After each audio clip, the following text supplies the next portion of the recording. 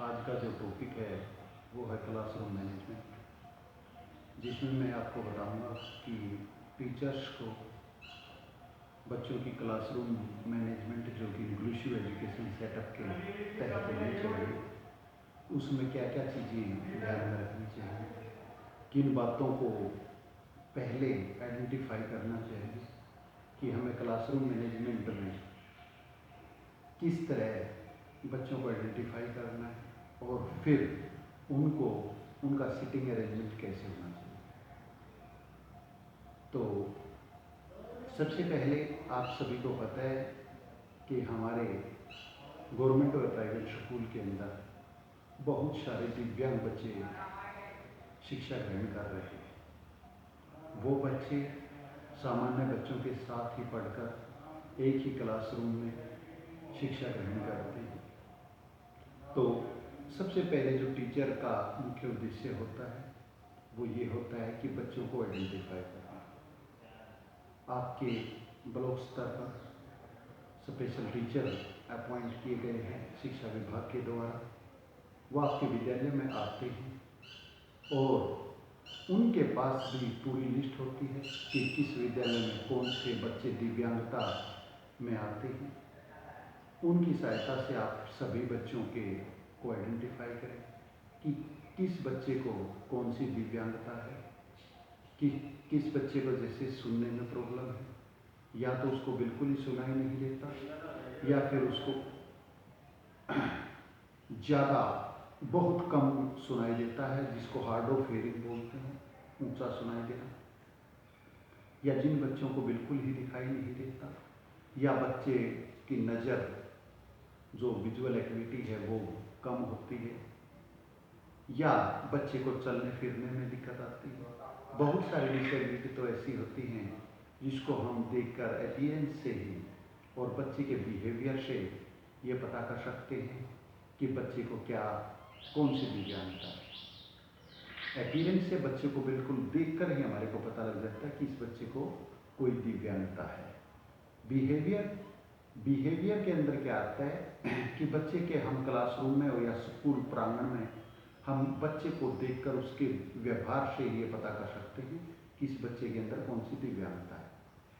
और कंप्लेंट, जैसे क्लास में बच्चा बार बार अगर ये बोलता है कि सर प्लीज़ रिपीट करना, सर सुनाई नहीं दे रहा या दिखाई नहीं दे रहा, तो उनकी कंप्लेंट से भी हम उसको थोड़ा बहुत आइडेंटिफाई कर सकते हैं कि इस बच्चे के अंदर ये दिक्कत हो सकती है। तो आप स्पेशल टीचर के माध्यम से ये पता कर सकते हैं कि किस बच्चे में कौन सी दिव्यांगता है। इनका मेडिकल सर्टिफिकेट से भी आपको पता लग जाता है, जो हर साल मेडिकल सर्टिफिकेट बनाए जाते हैं इन बच्चों के लिए। उसके बाद जैसे ही आपकी क्लास में आइडेंटिफिकेशन हो गई, उसके बाद आपका अहम रोल सबसे पहले जो आता है वो होता है कि आप इन बच्चों की सिटिंग अरेंजमेंट कैसे करेंगे। सिटिंग अरेंजमेंट के लिए मैं आपको 2-4 बातें जो मुख्य रूप से हैं उनके बारे में मैं बताना चाहूँगा कि कौन सी ऐसी बातें हैं जिनको एक टीचर में समावेशी शिक्षा के अंतर्गत, जहाँ जिस क्लासरूम में सामान्य बच्चे और दिव्यांग बच्चे शिक्षा ग्रहण कर रहे हैं, उनकी सिटिंग अरेंजमेंट क्या होनी चाहिए। तो पॉइंट नंबर 1, जैसे जो बच्चे चलने फिरने में असमर्थ होते हैं या चलने फिरने में जो दिक्कत आती है, जिसको हम ऑर्थोपेडिकली हैंडीकैप्ड भी बोलते हैं, इन बच्चों को आप पहले सिटिंग, जो सिटिंग पहली रो होती है उसमें बैठाने का कष्ट करें। जिन बच्चों को कम सुनाई देता है या बिल्कुल सुनाई नहीं देता, उन बच्चों को भी आप पहली रो में, यानी कि जो पहली पंक्ति होती है, फर्स्ट जो बेंच होता है उसके ऊपर बैठाने का कष्ट करें। उनकी सिटिंग वहाँ पे होनी चाहिए। इसका फ़ायदा ये है कि जैसे ऑर्थोपेडिकली हैंडीकैप्ड जो बच्चे हैं उसको बाहर निकलने में, वापस बैठने में, आने जाने में असुविधा कम होती है। जिन बच्चों को सुनाई नहीं देता या दिखाई नहीं देता, कम दिखाई देता है या कम सुनाई देता है, उन बच्चों के लिए सबसे अच्छा फ़ायदा आगे बैठाने का ये है कि जिसको हार्ड ऑफ हियरिंग है वो बच्चे भी टीचर की आवाज़ सुन सकते हैं।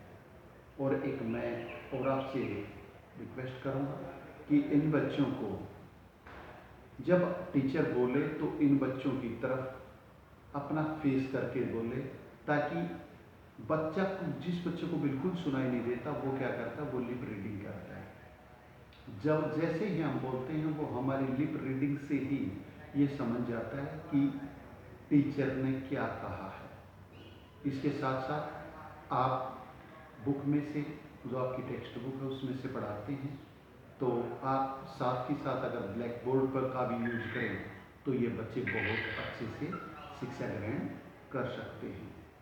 उसके बाद मैनेजमेंट, क्लासरूम मैनेजमेंट के अंदर एक चीज़ आती है back to back policy. Back to back policy के अंदर जो दिव्यांग बच्चा है, आप उसको किसी दूसरे बच्चे के साथ शिक्षा ग्रहण करने के लिए बोल सकते हैं कि आप इस बच्चे का आप ऐसे कार्य करवाएंगे। इसमें क्या फ़ायदा होगा, इसमें वो बच्चे के अंदर सोशलाइजेशन भी होगा, सामाजिकरण भी होगा, और वो बच्चा दूसरे बच्चों को देखकर शिक्षा ग्रहण भी अच्छे से कर पाएगा। जो दूसरा बच्चा इसकी हेल्प करता है उसको ये फ़ायदा होगा कि उसको रिकैप्चुलेट करता रहेगा बच्चा, और जो दिव्यांग बच्चा है वो उसकी हेल्प से पढ़ भी सकता है। हैंड राइटिंग के लिए बहुत सारे टीचर्स या बच्चों की हम देखते हैं, बहुत सारे बच्चे ऐसे होते हैं जिनकी हैंड राइटिंग कमज़ोर होती है।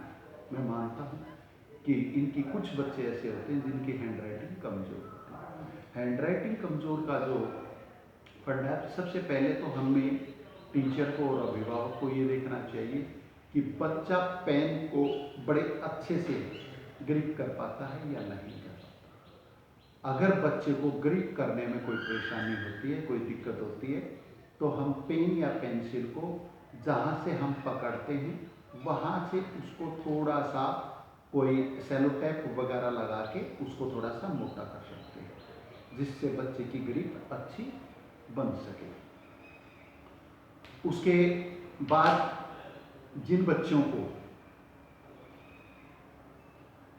पेंटिंग में, म्यूजिक में अच्छा इंटरेस्ट है, उन बच्चों के अंदर जो प्रतिभा छिपी हुई है उसको खोजने का और निकालने का एक टीचर का कर्तव्य भी है।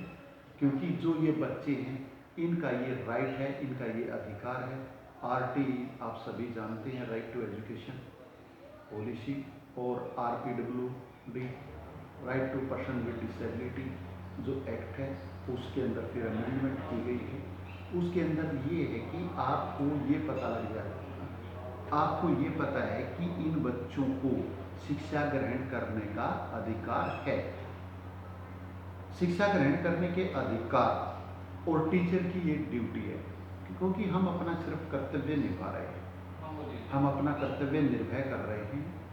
तो आपसे अनुरोध होता है कि आप इन बच्चों के लिए कम से कम आप इन बच्चों के लिए इनके अधिकारों को पूर्ण रूप से शिक्षा ग्रहण करने के लिए आप अपना कर्तव्य निभा सकते हैं।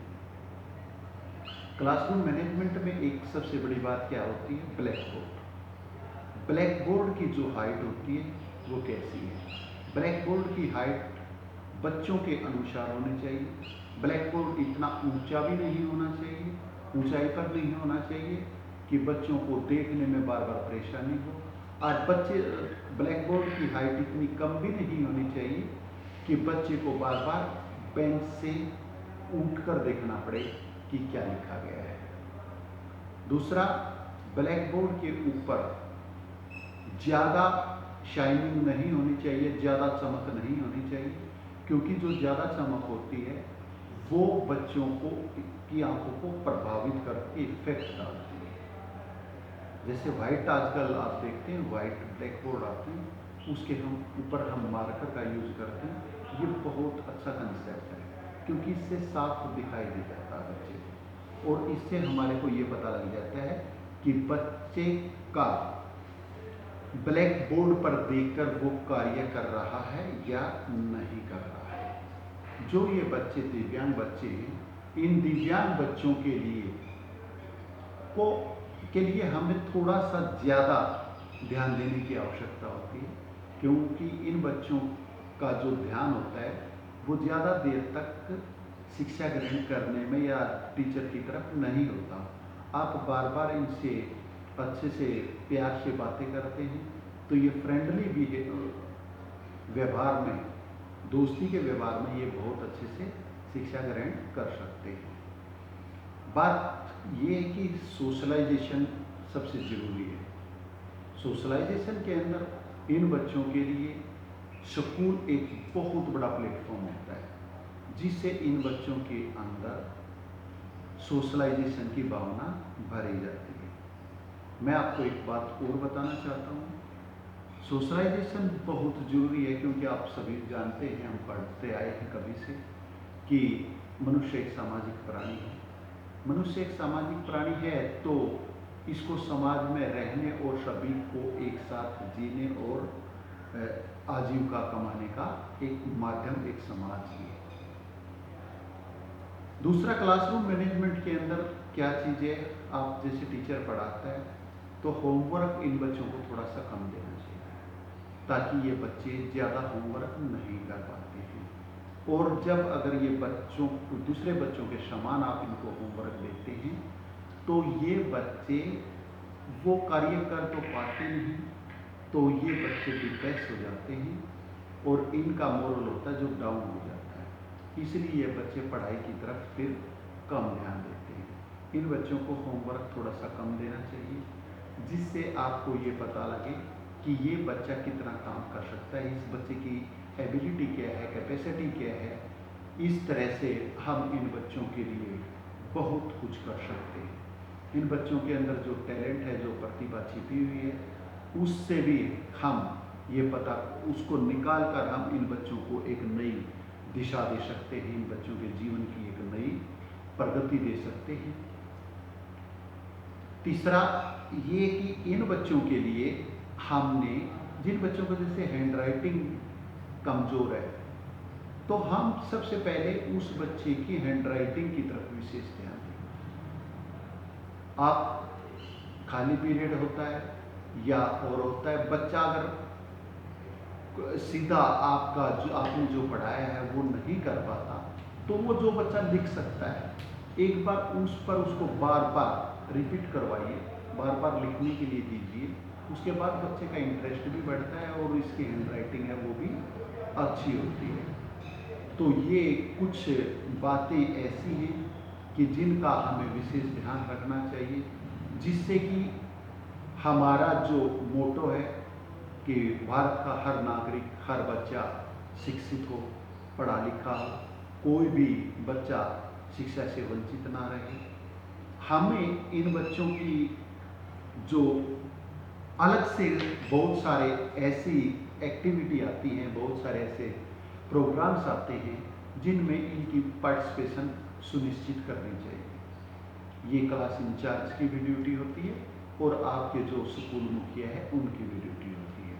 जैसे कि इनके बहुत बार डिस्ट्रिक्ट लेवल पे, स्टेट लेवल पे कंपटीशन आते हैं, ड्राइंग कंपटीशन भी है, स्पोर्ट्स एंड कल्चरल एक्टिविटी भी है, और ब्लॉक के अंदर भी कोई पेंटिंग कंपटीशन है। बहुत सारी ऐसी एक्टिविटी आती हैं जिनमें इन बच्चों की प्रतिभागिता सुनिश्चित होनी चाहिए। तो आपसे फिर निवेदन कि इन बच्चों को विशेष ध्यान देकर इन बच्चों का आप जीवन, इन बच्चों की ज़िंदगी की एक नई शुरुआत कर सकते हैं और इन बच्चों के लिए आप अपना कर्तव्य निभाइए। ये बच्चे जरूर अच्छे नागरिक बनेंगे और अपनी अच्छी जीवन याचिका दायर करेंगे। जय हिंद, जय भारत।